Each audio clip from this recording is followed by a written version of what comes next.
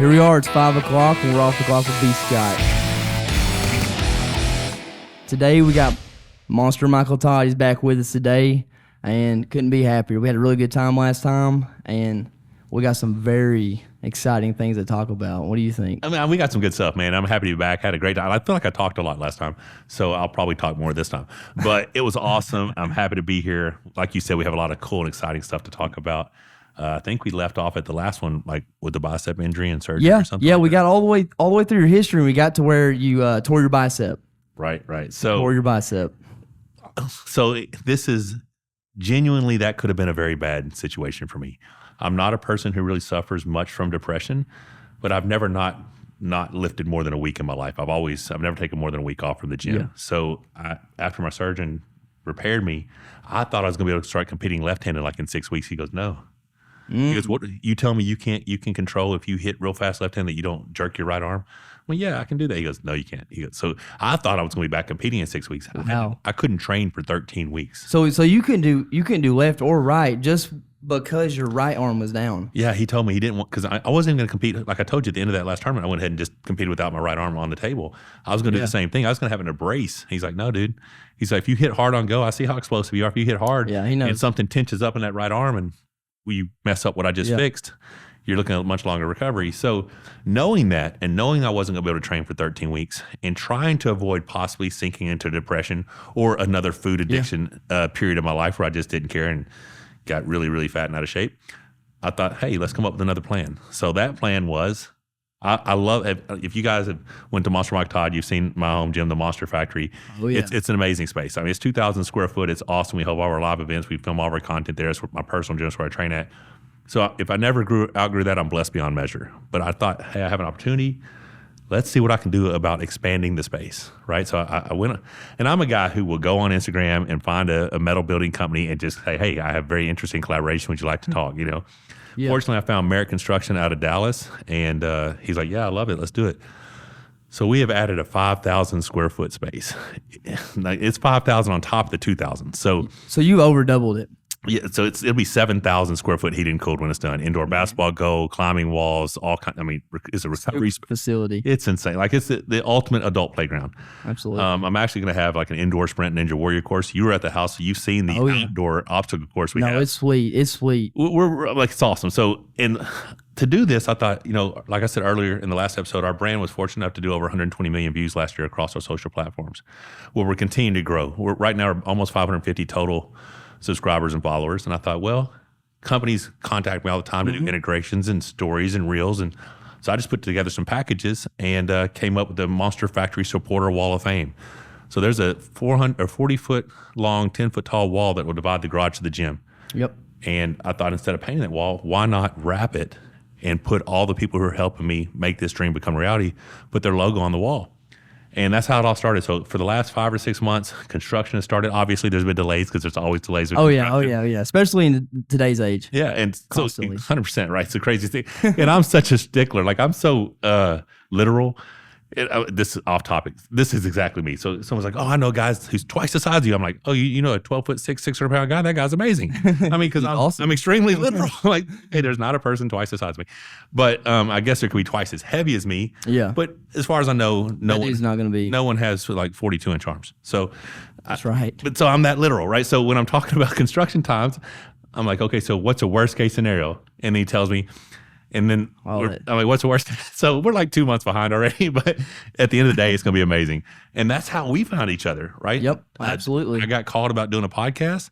I said, what amazing timing. God puts people in your life for a reason, I believe. And it just made sense for us to partner up with what we have coming, because the new space isn't just a training recovery event center where we hold the Monster Factory Armwrestling events.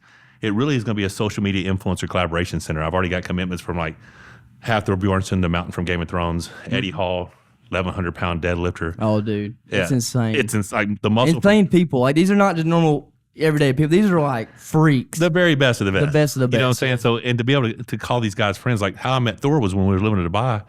I got to go play top golf with him, right? Yeah. And then I got on the table, worked with him some. I met him last year after I had that partial tear at the Rogue Invitational. It's hilarious. I really thought this video would have done better. I'm sorry I'm talking so much again.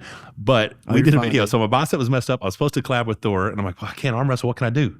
well, I need to squat something. Where can I find something heavy to squat? So then Thor comes over and I put Thor on my back and start squatting him. Dang. How that video did not go viral, I have no idea. Because I know that's kind of strange. You think that on my back and I'm squatting him, so that was pretty cool. But so all these guys are they're happy to be involved, and because we're doing it in a way that most of the time when influencers get together, you film whatever their niche is. That's right. Like you're gonna come to me and we're gonna do an arm wrestle video. I'm gonna come to you and we're gonna do a weightlifting video, strongman, whatever. When they come to the new facility, it's gonna be a challenge center. Absolutely. Indoor basketball. With Thor played college basketball. Brian Shaw played college basketball. Yeah. Running the obstacle course, the Sprint Ninja Warrior course. I mean, I've got an arcade game sponsored. Like I've got a Galaga cabinet that's got 516 games on it. So it's just gonna be. Like I'm just imagining Eddie over there shooting free throws. For real. Listen, could not see it. When this thing gets done and then we have the in-ground pool in the back, imagine playing basketball. Yeah. I can see me and Eddie playing horse doing tricks off the diving board. I'm like, this is fun. Hey, y'all better get a thick diving board. These are big guys. These are big guys. Right? Well, yeah, so take two of them together. That's what's exciting about it is the fact that we're going to be able to get all these cool, interesting influencers and people. I mean, this is one that you probably have a younger crowd, but for the guys out there that are watching that are my age, we even have Christy Swanson, the original Buffy the Vampire Slayer. She's going to come in and collab with us. So that's going to be cool. We met her through a partner, Nine Line Apparel. I was at their charity event.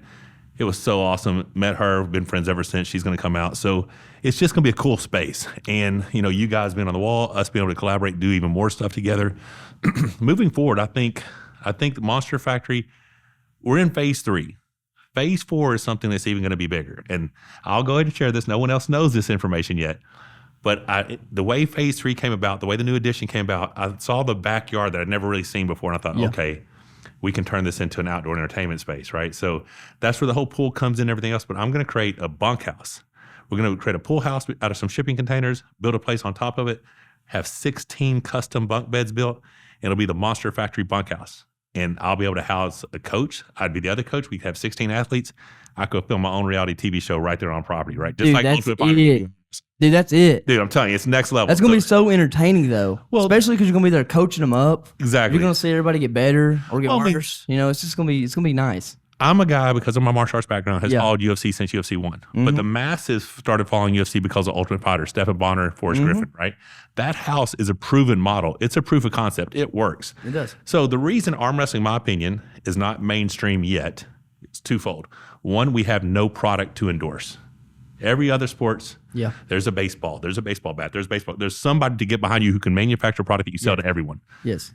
If you're a redneck, you can put together an arm wrestling table. Half the time it's just a tailgate. Dude, for real, right? Most of the time. Picnic tables, the trucks, whatever, right? We've done it everywhere. Remember back in the day, you'd be denting the hood of a truck, smashing somebody? Well, good times. Maybe just you. I've dented so many trucks. I've never dented anybody's truck. I've got my knuckle prints all over trucks across America. That's what I'm talking about. Yeah, so to me, it's exciting of what potentially could happen from this, because first was we don't have a product to endorse. That's our biggest issue, I think, why there hasn't been more funding towards arm wrestling. Second is you have to create a character. Yep. If you just watch two people arm wrestle, you might be entertained for a little bit. You won't get attached to it. Well, why do I want this guy to win more than that guy? Absolutely. I mean, there has to be. I see exactly what you're saying. Without a doubt. And there's so many characters in arm wrestling. There's people from, just your hardworking, careers and laborers to, professionals, from mechanics, engineers, doctors, all kinds of people who compete in the sport, right? All over the world. We got one dude with like almost a 200 IQ. It's unbelievable. It's insane. So all kinds of people compete in the sport, and there's so many different characters, but we haven't been able to expose the masses to these characters because there hasn't been an outlet. So you're trying to bring them into a environment, everybody together, exactly, and build on everybody's characters, and it not only will it be cool and entertaining, but it's going to help push arm wrestling. In my opinion, if we get phase 4 done, it'll change the face of arm wrestling forever, because there will be those characters. There will be those. I mean, we will find a reason to cheer for this guy or that guy, or hate this guy or hate that guy or whatever. But it's the same, I'm excited. It's the same thing we did with the racers on our race teams. Right. We made a Mercury team and a Yamaha team, and we're starting to build the character. Everybody's kind of falling into their groove. Who are they? Who am I? I'm the guy that gets mad. Okay. I'm the guy. It's always one of those. I'm the guy that's always I'm always broke down, And people are starting to mold into who they are, and it's great. So I think that's a wonderful idea. And as soon as you know, we were tossing around ideas for people to bring on the podcast and interview. And my mom, there again, you're a super fan, my mom. There you go. She was like, Michael Todd lives right there in Hot Spring. Went to Magnet Cove. I was a couple grades younger than him, blah, blah, Right. blah, you know. And I was like, that'd be perfect. And then, you know, we hit you up about that, and then just one thing led to another, and I'm definitely super excited about the Monster Factory. Oh, yeah. So here we go. I guess this is going to be the first announcement right here. So because Havoc Boats and I are partnered, you're on the Supporter Wall of Fame. You're one of our partners for what we're doing, Monster Factory 2.0. Anyone who's involved in that, who has any type of pulling background, you've never competed, but you have a table, and I know you love arm wrestling, right? You've never been to an actual tournament, but you have been training. So you will get your inaugural match, the first event out of the way at Monster Factory 5. So we have found you an opponent. He is a massive-handed individual. Like, the guy's hand's enormous, and I know you're going to be coming up to do some training with me soon, but yes. I cannot wait. December 1st and 2nd, live on Monster Factory, live on Monster Michael Todd on YouTube, on my Facebook as well. You get to see B. Scott arm wrestle in competition for the first time. So you don't even know how everybody around here is sick of me already. And it's only been like 6 days since you told me. I got bands tied to all my OS handles in my truck. Yeah. You know, I'm on my console, like over the top, you know. Oh, that's so funny. Because that's real, right? Of course. You know, at least as far as I know. 100%, bro. I mean, there's so many people who have the bands, like underneath, they'll have the door closed on the band. They're sitting there doing pronation with them and all kinds of stuff. I've seen people rip the oh crap handle out of the cars because they've wrapped the band around it, pulled too hard and ripped it out of the car. Man, I hope mine don't do that. I thought about it. I was like, what if it does that? It's definitely a possibility. I mean, well. Right? Whatever it takes to win, buddy. Whatever it takes to win. Whatever you got to do to win. Yeah, so super excited to have you on that card. That's going to be a lot of fun because I genuinely think it'll be the most watched arm wrestling event in 2023 in North America for sure. It is going to be free, so we're not doing a pay-per-view platform. We're doing a sponsorship platform. So people will sponsor the event. They'll get integrations into the show, all that stuff. That's how we're going to fund it.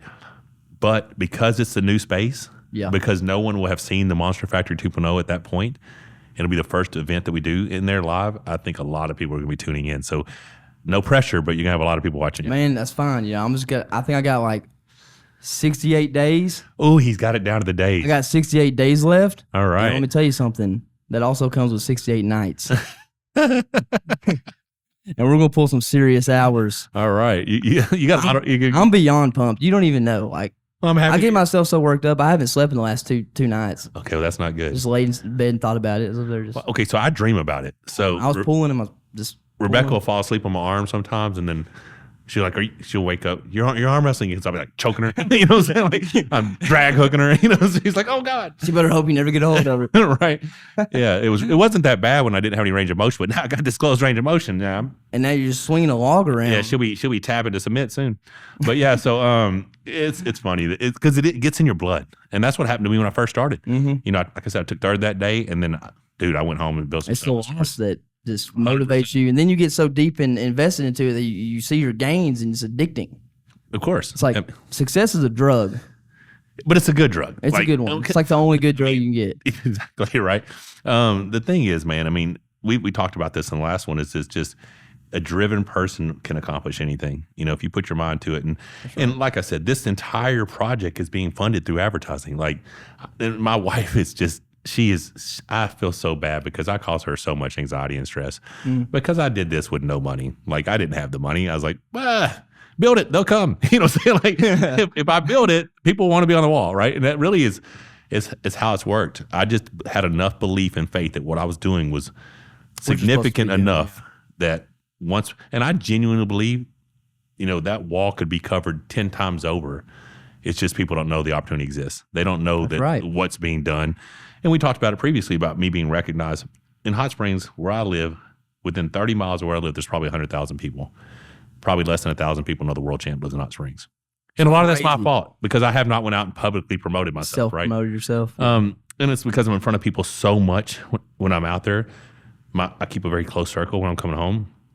But I love where I live. I love Hot Springs. Yep. I love Arkansas. I mean, I would love to be an advocate for promoting Visit Hot Springs or Travel Arkansas because I think we have an amazing gym here. It's very beautiful. I love this place. Area is so beautiful. I mean, And so, yeah, I will be doing a lot more locally too, in partnerships like this. I think there's a lot of things we can do. Some cool beat the chance where I take on all comers. I got some ideas on some strength challenges for you and the big guys. All right, there you go. I like it. We'll get some boats involved. Yeah, sounds like fun. Oh yeah, I remember that one. Oh god, that's a good one. That's that one's gonna be cool. That one's gonna be really cool. That might Y'all be have hard to too. Stay tuned. Yeah, that might be a little hard, but I like it. So, what else we got? I mean, that's. I mean, yeah. Really, I think that everything coming up is just so bizarre how it worked out for us that we're just kind of rolling this thing through and keeping all of our options open, and we're like, who knows what we'll be doing, you know? Like, exactly. You want to go skydiving. We've still been actively searching. Have you found someone that let me skydive at this weight? Not yet. See, I told you it's a problem. It is an issue. I was like, when you told me that, like, that guy's crazy. Like, he's a pretty big guy. Yeah, you know? I mean, a little bit. How much Slightly is he bigger weigh? than It's like average. 265. Yeah. And they're like, I don't know about that. So say, just to fill you guys in, I've been wanting to skydive for about a decade. And everywhere I go, even in Dubai, you cannot weigh over 100 kilograms, which is 220 pounds. Now, I did tell you I did make it to 231 back in January, but I would have not have made another 10 pounds. That was a water cut and everything from like 250 to That's get to crazy. 221. So 220 is just not realistic. And that's 220 completely naked. So they're not letting me skydive naked. So there's no way I'm making that weight limit. You know, there's got to be somebody out there. Somebody out there that wants to see this guy skydive, right? Because to me, you know, people are like, why would you jump out of a perfectly good plane? Because I want to. Like, I want to challenge myself. There's things that I want to do in this world, and jumping out of a plane is one. The moment they say jump, I will, without hesitation, jump out, backflip out that plane. I mean, I'm out. Let's go. See ya. I want to feel that rush. I want to feel that experience, and most of my life is that way. Yeah. My wife hates it because she thinks I'm accident prone, and I'm like, honey, I'm not accident prone. I'm just I'm big, and when I fall, they happen to be big falls. Right? If I was a small guy falling, it wouldn't be that big a deal.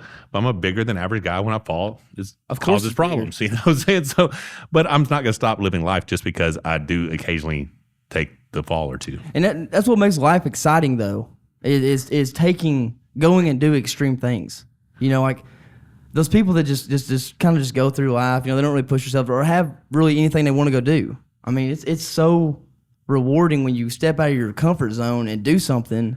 And then it's like instant gratification for it. Like you just without a doubt. And so nice. And it's not. I'm not condemning someone for wanting to just have a normal slow pace. That's great. If that's what works for you, awesome.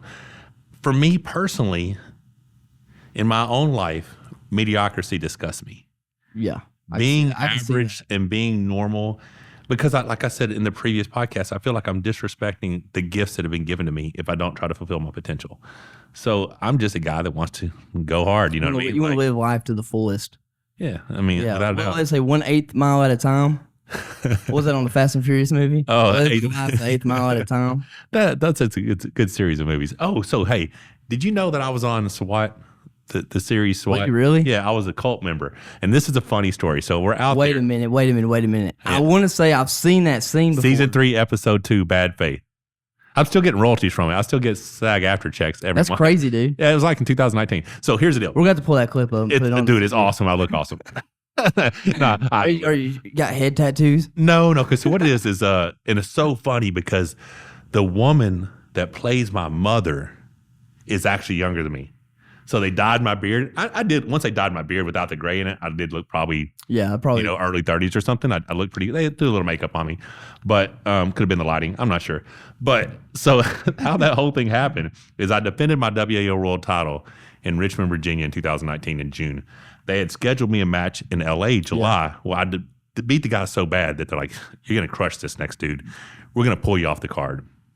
But we still want you to come out. Well, I was somewhat crushed because now I don't get my appearance fee or my win bonus. Yeah. So now you're just paying me to come out. I don't get I'm supposed to arm wrestle for money here. That's right. Like, you just cut me off. Another blessing. So I get out there, and the day before the event, I would normally just be in my room chilling. And Kenny Johnson plays Luca on SWAT. Well, he's actually an amateur world champion. So he's like, hey, come out and hang out on set. So I go out there. We meet Shamar Moore. And we have Shamar Moore call her daughter. And like, we're the best parents in the world because he's like, baby girl, because he's a dude off Criminal Minds. All the girls out there, they watch, they know who he is. Of course. And so super cool experience. And we're meeting everybody. Got to meet everybody. Super cool. And then two guys are like, what's the guy's name? Are you Zuma? I'm like, what's Zuma? He goes, Zuma, the character for next week's episode. I'm like, huh? And my wife started going, say yes, say yes. Well, we were going to she's like pulling at your sleeve. Seriously, yes, we were leaving the next day to go to Vegas for an anniversary celebration, right? And she's like, honey, just say yes. I'm like, well, I guess I'm Zuma.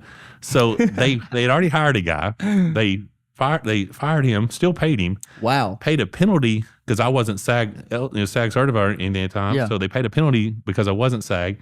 Paid me SAG wages, and then Rebecca got to hang out on set the 3 days, like watch the cameras and everything. So we have a video on our YouTube from cool. super fan to paid actor. It was pretty cool. So that is cool. Yeah, I got shot though. They killed me, so I can't come back. I'd have to shave the beard to get another. Yeah, you done burned. That. Well, I was like, why'd y'all have to kill me? I'll come back for next season. I was pouring gas on folks and everything. It was cool. So you have never tried to like get on any kind of like TV other than? Okay, so I missed a speaking role on Jason Statham's movie Homefront. Okay. In 2013, by one day. I was in Morro Bay, California. Like, hey, if you can be on set tomorrow, we got a role for you. I got there a day late, so I just got to hang out with him on set. And this is when he had the whole wig on and stuff. But after the SWAT thing, I actually did get an agent just outside of Atlanta, and I feel like I was close to getting a couple of roles. And like one of them was Burn Notice with the Rock and Ryan Reynolds. Yeah. And it was one of the Russian prison guards. And I was so pissed when I watched that show because I was like, dude, I could have did way better than that dude. But yeah, so I never had any more roles, but I'm down for it, man. Put me in a movie with like that fits your mindset perfect. I could have been that guy. I'm definitely that dude. I would have been way better than he is. Because there's a couple of people out there that like The Rock. I'd like to meet The Rock because he's super successful. His story's impressive. I mean, he had like $6 or $7 in his wallet. Now he's highest paid actor in the world. Yeah. But I want to see if we're the same size because, they over-exaggerate wrestlers' height all the time. Like when you see him even on the big screen, like in the movies, you just look like this monster of a human being. But then I see you in real life, and I'm thinking, how can anybody be bigger than this guy? Well, so what's so funny about that, and I appreciate that, means the world, because Rebecca keeps wanting me to be introduced to somebody, and somebody goes, oh, I thought you'd be bigger. Like, you probably didn't see Roadhouse years ago, Patrick Swayze. Did you ever see it? I think so. Okay, so he's the bouncer. He's the cooler in this show. And he wasn't a large guy. And everybody's like, oh, I thought you'd be bigger. Rebecca keeps wanting someone to say that to me, but every time someone sees me, like, oh my God, you're so much bigger in person. I'm like, yes, because I'm around huge people in all my videos. It's like I'm around some. Yeah, you're not around like little guys. You put me in a group of normal people, I stand out. You put me around a bunch of really strong big dudes, kind of average. You know what I'm saying? But yeah, so it's kind of funny. It is. It's completely different than what. And the thing is, it's hard for me to imagine you walking around Hot Springs. People don't just know who you are, just based off of your physique. Because as an arm wrestler, you have like a specific look. I'm not saying that you're small anywhere else, but you just have amazingly huge forearms and biceps. Well, I mean, like you're big all around. Like you can tell that you hit everything. Right. Like you're a fit guy, but to get forearms and biceps like that, it's a specific thing. Well, it's a lot of years. Oftentimes, it comes with really hardworking manual laborers. People are like, who's stronger, gym guys or pipe fitters or mechanics or carpenters? Bricklayers. Dudes, hay haulers. Shrimp boat dudes. Those guys are strong. Anybody that works with their hand, arm wrestling is so much about hand strength and hand dominance. The one thing is a big myth is squeezing strength. People think it's important in arm wrestling. Well, can you close a Captain Crush gripper or this gripper? I'm like, no, because anytime you try to climber type thing. Well, and those are fingertip strength. That's good, but they don't even squeeze. They clamp. Yeah. Clamping strength is very important in arm wrestling. If you ever try to close a very heavy gripper, when you squeeze it, your knuckles will bend back past your wrist. So it'll bend back past your wrist. Well, an arm wrestler doesn't want to be this way. We want to be this way forward. So we do clamping stuff. We get big fat handles, spinning handles, and you spread your hand across it and you clamp it. So the pressure's in your fingertips. Squeezing, I'm never going to grab your hand and try to squeeze it. So people shake your hand and try to squeeze real hard. That's cool. And mine's decent. Cool, I bet you can't beat me in arm wrestling. I mean, you hook your truck up, see if you can pin me. But yeah, I mean, it's funny though, because people will want to. I get the head nod a lot when you walk past people. And Rebecca, I don't notice any of this stuff, but she says we'll be walking past other couples or whatever in the middle, stick their chest out. Oh, when they walk by me, and it's so funny because I don't notice any of it. Yeah, you just carrying on with your life. But I imagine everybody around you's like. And the thing is, like I said, guys with big beards are probably like fluffing it out to overcompensate for like the fact I do get a lot of beard compliments. I get beard compliments all the time. It's funny, and it'll be from the most diverse group of people who will compliment the beard. It can be the biker looking dude. Yeah. It can be the girl. It can be I mean, it's the most diverse group of people. Like, dude, that's an epic beard. I'm like, oh, I appreciate it. You know, I feel like the beard connects to everybody. Yeah, maybe. And maybe. I seen some videos of you back before you had a beard, and I'll be honest with you, I didn't even know some of the videos. I didn't even know it was you. I had no idea it was you. I was like, who is this? And it was like Michael Todd. All right, so we'll have to find a video beard or a picture of me from my Lipo6 fitness model days and put it up for this, because I do not look like the same person. So fitness model days, you're going for the slick, just big and toned. Yeah, so I was 195 pounds, single digit body fat, probably waist probably measured. They put a tape around it, probably 30 inches. Yeah, chest was probably 47 or so. So I had a nice taper, nice shape, pretty boy. Didn't really have to shave or anything then because I didn't really have a lot of body hair. My wife will not let me shave or anything, like, because my muscles would show much better if I didn't have so much hair. Yeah, you see all the time those bodybuilders shaving their arms and everything. Like Rebecca's like, listen, there's a reason why people like to lay on bearskin rugs. So I was like, all right, cool, sweetheart, whatever. You know, this is for you. That's her thing. She does not. She says if I shave, there's going to be that whole prickly part. It comes out like, and I know some people who shave their arms and they have the coarsest hair. Like you're like, what's up, Holmes? And you touch him like, dude. You about started like, fire. Why you so prickly? Like Velcro. It's bad. Like two of them get together and they get locked up. You get somebody who's got really coarse hair and they shave it, and just touch it because it like that day it's horrible. You know, it's crazy. See, that's something you have to keep up with all the time. That's too much. Listen, this shaved head thing, I look like Dr. Phil half the time because I don't shave this. Like I have this whole bald spot back here, and you just rock it. Yeah, that's when a ball cap. That's when I put the Havoc ball cap on. You know what I mean? just hide it just a little bit. There you go with it. Yeah, I can see that. I roll with it. It's funny because I have to shoot some content, and I'm like, can I shoot this video with the cap on, or do I have to shave my head? I need to shave my head. Dang it, I gotta go shave my head. Do you use like electric trimmer, or is it a straight up just razor? Okay, so I've been sponsored by several different, I didn't even think about that. I should have asked because you would think like if you got a shaved head, you would ideally probably be sponsored by like Gillette or something. It's like Gillette. We got to work on Gillette, guys. If you're out there with the Gillette, we got to get with Gillette. So, but yeah, so add that to the list. Yeah, but yeah, it's just different things on Instagram, different shavers, electric shavers. They never seem to get as smooth as a regular shave. So if I don't have to be super clean, I'll just do those. But if it needs to be a slick back, I'll just get the razor. I actually sliced my head open today. But yeah, man. Do you ever miss spots? All the time. And she's like, hey. Oh yeah. Come here. She's like, honey, you screwed up your whole head. I'm like, well, thanks. I couldn't see. Dad buzz cuts his, and he'll leave like patches on me, like pumpkin patches of just long hair. Listen, it happens, bro. It happens. So let me ask you something. So you're getting ready. You got the Monster Factory. You big things coming there, right? Right. Well, you're also training hard.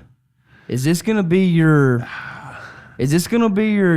comeback story? Is this gonna be your? Yeah. So here's the deal. This is my honest belief. So when you're competing, I'll actually have a left-handed match, and I've had 3 left-handed matches at about a 4-week period recently, and I've been undefeated so far left-handed.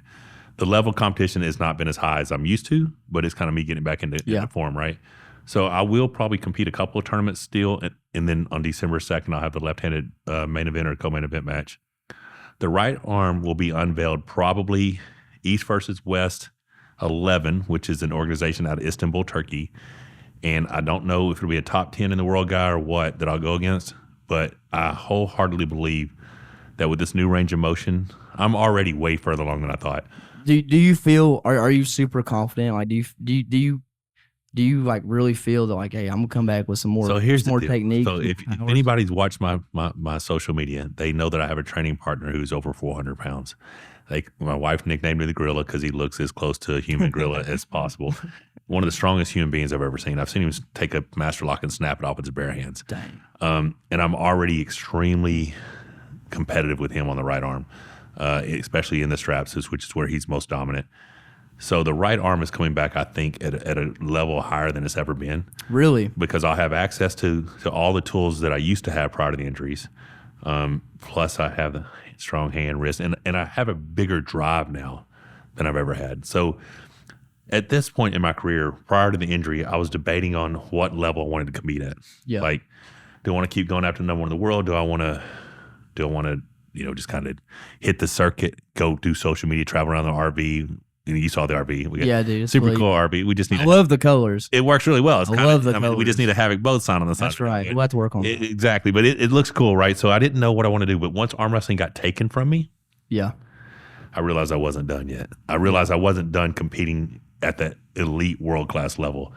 So I think now I have a greater drive maybe than I've ever had.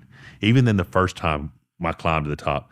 I think this one's going to be more satisfying because now, and this is what's funny. So I'm not the guy that you would look at and think gets bullied. Right? Yeah. But cyberbullying is a real thing. And every single day, someone online is running their mouth. Oh, man. You know, Telephone toughies, is that what we're talking about? oh my God, dude. And so Keyboard warriors. so many people, because of COVID, because of the explosion of arm wrestling, we have so many of these new guys who think they're experts, right? And they're following the sport and they're bashing me and I'm done. I should retire and blah, blah, blah, blah. So it isn't for them, but it would be a nice byproduct of me It would climbing be. at the top just to like, Shove well, it right. there in you their go, face. guys. You might have thought I was done, but Yeah. I'm just getting started. So Yeah. You thought. yeah, the next competition for my right arm will probably be January. And then I've signed a contract where I'll do 3 to 5 events internationally every year for the next 3 years. Istanbul, Dubai, back and forth from those places. And then I plan on going back on the road in the RV next year and just doing a left-handed tour. Remember I told you I was going to try and do the quest for 100? Yeah. I was going to try to do that in 1 year with just, both arms. I don't think I can get 100 left-hand first places in a year, but I might try. It'd be worth a try. Yeah, I might mean, as well. it's half as many opportunities because I only get to use one Yeah, arm. that's right. And it's because the right arm is contracted to the other organizations. So Oh, I didn't even think about that. So whenever you get signed into these contracts, you're basically signing in your one arm to a contract. And do they have like stipulation where you can't use your right arm? well, they have a lot of stipulations, which I did not agree to, and I'll tell you why. Remember I told you I want to live my life to the fullest, right? Yeah. I am actively searching a celebrity boxing match. So Oh, if you're out there and you want to set up a celebrity boxing match with me, between me and another 265 Yeah. pound, 270 pound guy, let's make it happen. who would you like to box? You got somebody when you envision yourself boxing in a celebrity boxing match. You got somebody. I honestly do not. I would fight Mike Tyson for the right amount of money. I mean, I don't care. Yeah. I do have a price tag, so I'm willing to put my life and limb on the line for if it's, I ain't cheap. if it's going to support the family, right? But Yeah. I would like to honestly, in best case scenario, I find someone who has a similar skill set. So I'm a striker, but I'm a martial artist, so I would need to get much more proficient at boxing, which I think I'd have a 12 to 16 week training camp, which I would do at the Monster Factory because you saw how big the space is. I'd just bring Dude, you can do anything there. yeah, that's the plan. Because if it happens and someone sets it up, I'm just going to bring a boxing ring in and have my trainers come train me there versus me going out to train. But if it happens, I'd like to fight someone similar skill level, but I don't want it to be a one-off. I'd like to get several fights under. I mean, I think. You want to like actually get into it a little bit. Listen, man. Sometimes you just need to get hit. I agree with that. I honestly, There's a lot of people that need to just get hit, this is true. especially the people that talk through the telephone. Yeah, I mean, I can't get into A lot of the them guys microphone, need to get but the biggest thing is, I mean, as a man, some people are not going to relate to this, and if you don't understand, I feel like at some time at our core, we have a warrior spirit, a combatant spirit, and I agree with that. It's not that I want to hit someone, but I want to get hit. I want to be in a fight. I want to feel alive. Well, combat is a tool. It's yeah. a survival tool. I mean, arm wrestling is the closest thing you can do to fighting without getting hit in the face. But I think I need to get in the ring and share some licks, share some blood, Get it out. and let's go. When we were kids, like when I grew up, man, if you had a problem, you stepped outside, you handled it, and then shake hands after. We don't live in that world anymore. And the thing was that you weren't mad about it after. No, man, you're good. I mean, you might get into it over some stupid. Yeah. But like once you get it over with, it's like, hey, we're good. You want to go? I mean, we can go play basketball. Yeah. Like, Well, yeah. So the right arm's contracted, and they say don't do anything that could hurt you. And I'm like, listen, guys, I'm going to fight. So understand that these stipulations do not apply to me. so if you want to sign me, this is my rule. Like, if but I will be fighting. I will be trying to skydive. yeah, I'm going to be jumping out of stuff. I'm going to be doing stupid stuff. But yeah, let's roll. So my left arm has not been as competitive as my right arm in the last decade, most likely. So my biggest wins are right-handed. Although, like I said, half my national titles, half my world titles are left-handed. the association just wanted my right arm. Now, does that mean they won't sign me a left-handed match? No, but I'm contracted exclusively with my right. I can still do right-handed matches at Monster Factory, any events that I promote, but my left arm is free to compete wherever I want. So wherever, anywhere I want to go, if someone's out there wants wherever my left hand takes me. Exactly. So that opens up a lot of doors for us because, like I said, traveling in the RV, and this is another thing I want to share, like all the inspiration stuff and all the stuff we've done in both these episodes, great. Hopefully it helps people want to become better and absolutely push themselves motivate further. you to do something, even if what you're doing you don't think has a place, or I mean, you didn't think of the fair, you'd be arm wrestling still to this day. Of course not. Yeah. Just let life take you where it's going to take you, but just give your best. Without a shadow of doubt. It. The other thing that I want to share is I don't care how old you are. If you haven't traveled, you haven't lived.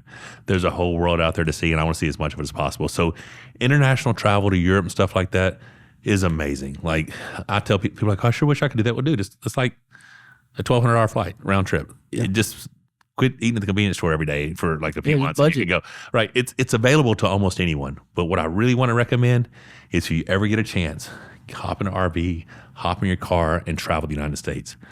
We did that 2 years ago, and it was the most amazing experience.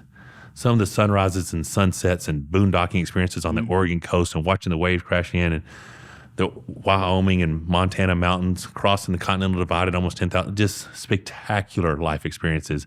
And I'm actually anxious to get back out on the road to see some more beautiful stuff. It's just awesome. So I highly recommend. I tell everyone, if you haven't traveled to the United States, go see it. There's so much. There's so many things that's exciting around the rest of the world, but you can spend the rest of your life just traveling to the United States and see something new all the time. It's awesome. Oh yeah, I really enjoy it too. Me and Dad here in the last couple of years have gotten into out of state hunting a bunch. So we've been actually going to several different states, either turkey hunting or deer hunting. Cool. And it's just so pretty out there. Like, dude, it's gorgeous. You know, it's a whole different landscape. You know, you go out west, like you go towards central West Texas. It just it's like you're completely in a different place. Absolutely. And that, it's like if you haven't ever seen it before, it's hard to comprehend it. You may see it on TV, but it's a lot different when you're it is when you're looking at it. Man, so we went to a place that we didn't even know was as exciting. There was Acadia National Park in Maine.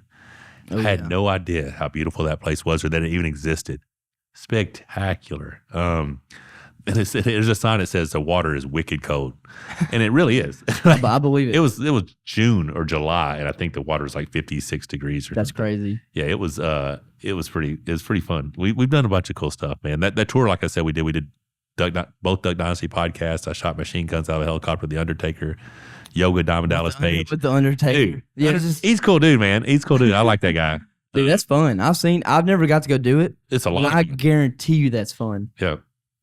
Just cool stuff like that. So that's some stuff we could do. We could start shooting guns out of a helicopter. Hey, I'm in. And then skydive. Whatever, we'll figure it out. All you gotta do is say when. All right, I'm down. I'm down with us boating and having a paintball war. That sounds fun to me. Wild boating. So listen, paintball is, it's what, the last 20, 30 years or so? When I grew up, it was BB guns. It was like we just shot each other BB guns. There's still BBs, and all the older guys, their heads they couldn't walk through a metal between BB gun wars and fire or bottle rocket wars. Like that was my childhood. Yeah. That was exciting times. You light it, and then you'd make the little thing that you put the bottle rocket in and you shoot at somebody. Oh, man, we had fun. Bazooka, we had fun as kids, man. I don't know if the rest of you rednecks in Arkansas do that, but that's what we did. That's right. And a whole bunch of arm wrestling, apparently. A little bit of arm wrestling, yeah. It's crazy. I'm excited to see you get back into it, really. I'm chomping at the bit, dude. Seriously. I know you're hungry. Could go right now. I feel that I'm super competitive right now. Like I genuinely think you're feeling dangerous. Yeah, I mean, I'm not supposed to be here yet. And like I said, VitaCells hooked me up with a lot of stem cells. So the new facility. Did I tell you that? So Elevate Health is sending me my own hyperbaric chamber. It's going to get delivered October 12th. Really? So we was talking about recovery and everything else. Like I'm going to get to do an hour a day of hyperbaric recovery, and all that means is I'm going to get to train harder because the more you recover, the more you can train. Most people just focus on training, but you have to recover. The body needs to recover. That's what the cold plunging and sauna and red light therapy and all these different things that I'm blessed to have the right partners with to help me. And that's why I do believe that's going to be a contributing factor to me coming back better and stronger than I've ever been.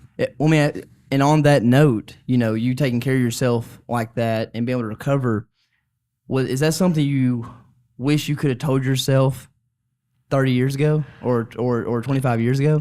Without a shadow of a doubt. Like I just was so focused on work. Just get better. And mean, I didn't have health insurance for the first 20 years of my arm wrestling career. So that's a rough sport not to have health insurance. Dude, that's why when they finally x-rayed my arm, they're like, I saw over 70 fractures in your elbow. God, I'm like, yeah, I knew that hurt. I just kept going. I didn't know. I gave it a day. I was like, it hurt. Hell, what the? I mean, I'm gonna be honest. I probably won a half a dozen national titles with a fractured elbow. And if you had 70, and I mean, you're getting multiple fractures a year. I mean, you're constantly arm wrestling on fractures. So I know we talked previously about what could be one of my most enduring matches, toughest matches that I still won. Back in 2008 at a big mall in London, I was arm wrestling Marcio Barboza. And Marcio, he's a beast, dude. Yeah. 5-time WWF world champ. This is back in the day in 2008. He'd won 5 world titles. And I'd only won a couple at the time. I was a reigning Arm Wars world champion. I was WWC world champ. And we get into a match, and he cracks my wrist back in a bad position. And if you go back and watch that, we'll see if we can't find some clips. It looks like my arm's going to snap. Oh, yeah. There's one spot where he's got me, and I drive my shoulder like this, and I'm telling you, what kept my arm from snapping. I've seen a bunch of clips I've seen several clips of you. It was so bad. Like in a position that makes me go, oh, this was one of those. Now, this isn't the worst one. But as far as a comeback, I won 4 matches to 2. He pinned me once. I fouled out once. I pinned him 3 times. He fouled out once. But the transitions from the worst possible position to getting and here's the deal. No one in my entire arm wrestling career, if I've ever forcibly transitioned to a press, meaning you weren't so strong, you just let me get there. Like I moved your arm in a position where I could get my shoulder behind it, has ever stopped me from pressing. Now, I never was a big bench presser. As a kid, I was very weak at bench press. But I kept training, and back in 2007, I had a 520 bench. Most I've benched since then with 501. I blew my pec off 2016. 2016. You ripped your pec? Oh, dude. So 2016, I'm preparing for the World Championship Zloty Cup in Poland. Of course. And I tear my left lat. I'm pulling 605 on a deadlift, rip my left lat. So I keep training. 12 days later, because I have arm wrestling practice, left arm off the table, still pulling. 12 days later, each week I was going up 10 pounds on my bench and going up 1 extra rep on 405. So the week before I'd done 470 and did 405 for 7. This week I hit 480, was going for 405 for 8. On a 3rd rep, ripped my pec. So bad that the guy couldn't get it off of me. Like my spotter, it was on the way up and it just tears and it comes back. Well, he can't get over me. I tossed the 405 off of me, bounces off my thigh. How it didn't snap my humerus in half, I have no idea. Dude. I got the video. It's horrible. Big guys need big spotters. Big spotters. That's a fact. But so tore the pec then, and I've been back to maybe a 450 since then. But are there any muscles other than like? I know you say obviously it's a pull game, right? So your back to some degree, it has to be really strong as well. Right. But I feel like the connection that goes through this arm all the way to the other arm that's on the peg. Right. I feel like the connection has a lot to do with it. So the largest muscle used in arm wrestling is your back. But if your hand and wrist are not strong enough to support your back, it doesn't matter how strong your back is. That's when you drag back your wrist to open up. But the left hand on the peg can either be used as 2 different things. It can be used to pull for inside like a pec deck, like closing these things together.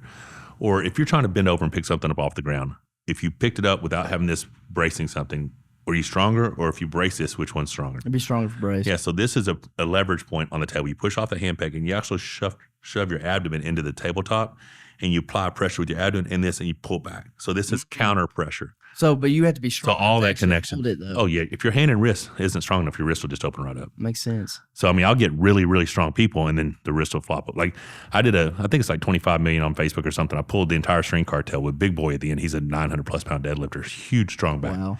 But his wrist would open right up. Yeah, if your wrist ain't trained, don't matter what. No. It don't matter how strong you are. If your wrist gets folded, I imagine you're attacking the weakest link, right? So, and the thing about arm wrestling is I naturally, instinctively, like if I hit you in an angle and you stop there, I immediately transferred. Or if I try to go inside and as I'm dragging you, your wrist folds because it's the weak link. I just went into top roll, not on purpose. I was trying to hook you, but your wrist is weak, so I top rolled you. And not weak, just weak by comparison. Yes. I mean, something's going to give. It's like a chain. It doesn't matter, how big the chain is. If one link is 100%. Weak, it's snapping. Some words are overused way too much. Oh, this guy's weak. Well, no, that part of him is weaker. Because it's actually very strong. I've seen people talk about Corey and say he's weak. I'm like, compared to what? Like, Yeah. like a semi-truck, I mean, like a gorilla. What's he weak compared to? Because that's one of the strongest human beings I've ever met, right? I feel like a lot of people that say that kind of stuff, they're just saying stuff to say it. There is a lot of that. There's A lot of times, the guy behind the keyboard is probably not at all capable of even dealing with somebody like Corey. Oh, well, there's very few people that are. So, but yeah, you're absolutely right. So percentage averages is going to be definitely that's the case. The other thing that's over is strength is so subjective. People are like, I know a guy, my buddy, he's stronger than you. I'm like, no, his bench press muscles are stronger than mine. My arm wrestling muscles are highly developed. It's just very subjective, the strength. Like world's strongest men, you would think that they would have, because their hands or grip are so strong from doing farmer's walks and everything, but you get them on the table and it doesn't translate. Yeah. Now, if you take someone like Brian Shaw and you let him commit 5 to 10 years to arm wrestling, like we all might be in trouble. 6'8", 450. Yes. Yeah, and one of the strongest grips in the world. Yeah, we might be screwed. Start focusing on the yeah, keys. but no one transitions over immediately. Now there might be some weirdo in the Congo or some Nordic country that just takes trees and chops them down with his bare hand. I don't know. There might be somebody out there that just comes out of nowhere. Yeah. Because there are exceptions, but the general rule is you will not walk off the street. It's like I'm pretty good at basketball. Michael Jordan came down. None of us going to beat him in basketball if we all played basketball back to back. So it's not unrealistic to think I could set an arm wrestling table up in Hot Springs and arm wrestle 1,000 people back to back and never lose a match. The Guinness World Record is actually like 1,040 something in 24 hours. In 24 hours? Which I do plan on breaking this year or next year. When are you planning on breaking it? Well, I'm in discussions with the right person to do it with or group to do it with. And I personally, this information I probably shouldn't share, but I want to do 1776 either on 4th of July or Veterans Day or something. Dude, that'd be so sweet. That's the number you're going to go for? Well, yeah, it's very representative of this amazing country you get to live in, and absolutely. So why not, right? So what's more American than that? There you go. And mixing that with arm 1,776 people is going to be a task. It's not unless I get a bunch of little kids to arm wrestling. But either way, that might get tiring. You pull from like eight school districts. Hey, come on over. But yeah, I mean, I think it'd be fun to do. I think the way they want to do it is Guinness would actually come out. At the moment I break the record, they'd announce me as a new world champion, and then I would just keep going, or new world record, and then I just keep going until I get to that number. The hardest thing about setting up something like that is finding an event space large enough that will have at least that many people. So I think we're going to have to do some sort of. And you got to regulate time as well, because. Yeah, I mean, because you don't want 1,770 people just waiting around like they're going to go. So first 100 at 9 a.m., second 100 at. And then as you're going throughout the day, like, 11 o'clock people are here. Yeah. I'm only like 35 people into my 10 o'clocks. So right. We don't have time. Exactly. You never know. Like, I mean, I think. So we need an online registration. We need an online release form signed, because I think it'll be like just herding cattle. Shake your hands, boom, bam. Okay. Next, shake your hands. What's going on? Get a selfie, boom, that's back. You know what I'm saying? So I think it'd be fun to try. Like, dude, it'd be cool. That's a great idea. I think it's a great way, especially if we do it here in Arkansas. I think it's probably going to happen in Hot Springs. That would help expose people to Hot Springs, especially Guinness World Record attempt happening in Hot Springs. I think we can get a lot of media behind it. That'd be awesome, man. Yeah, I'm excited. Locally, that'd be really cool. Yeah, I think it'd be cool. Let me ask you one more question. Let's do it. All right, one more question. Just because I'm curious and I got my big match coming up, I'm just trying to learn here as much as I can. All right. But so arm wrestling, I know you have to have a lot of stamina as well, as far as strength. But when you train at this part of your career, do you train for just the 1-2 rep of just heavy, like, or are you stamina based? Okay, so I've recently started doing this lift that Devin Larrett does, and it's kind of test your pronator. We talked about it earlier. I think you have the stuff here. Oh, yeah. I'd only tried it 3 times. I think Devin holds like possibly an unofficial world record, like 150, 155 or something. Obviously, I'm with the new bicep. I hit 128 the first time. We did a video. I got 130, 131, and I did 133 yesterday. So you're climbing. That's only within 2 weeks. So I think if I stay consistent with that training without getting further injured, by the end of the year, I'm closing in on his number, right? Which can only help. That's a lot. Most of my arm wrestling is done this way. Most of my training is I train conventional workouts, chest, back, arms, legs, shoulders. Inside those workouts, I do arm wrestling specific training. Reverse wrist rolls on a 2-inch thick pipe, forward wrist rolls on these softball type things as a roller, spinning handle cable pulls with battle ropes. Now, people think battle ropes, that's easy. Well, it's not once your hands are pumped. Trying to hold on to an 1.5 inch thick rope and slapping them down. Blood in there. Yeah, your hands and wrists are full of blood. Yeah. And so many people are like, well, if my hand wouldn't have got pumped out of one. So I do all my arm wrestling specific stuff once my hands are pumped. So you're training for the worst case scenario. Absolutely. Absolutely, yeah. I mean, that's how I feel like you have to prepare, because if you It's like in Rock, I guess it's Rambo, or like what you call hell, he calls home, right? Yeah.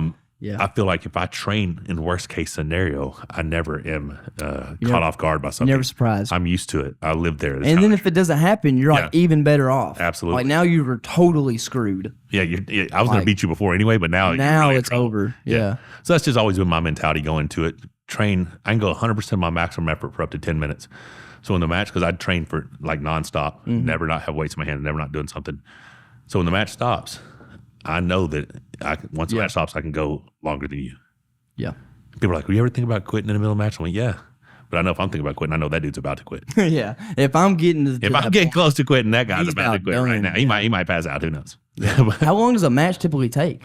Most arm wrestling, like a serious match most arm wrestling matches are seconds. I'm the guy that has the minute, 2 minute, 3, like sitting there just. Oh God, I've been in some grinders. I have the fastest pin in WAL history, which is against Devin Larrett, round 4, WL406, quarter of a second maybe.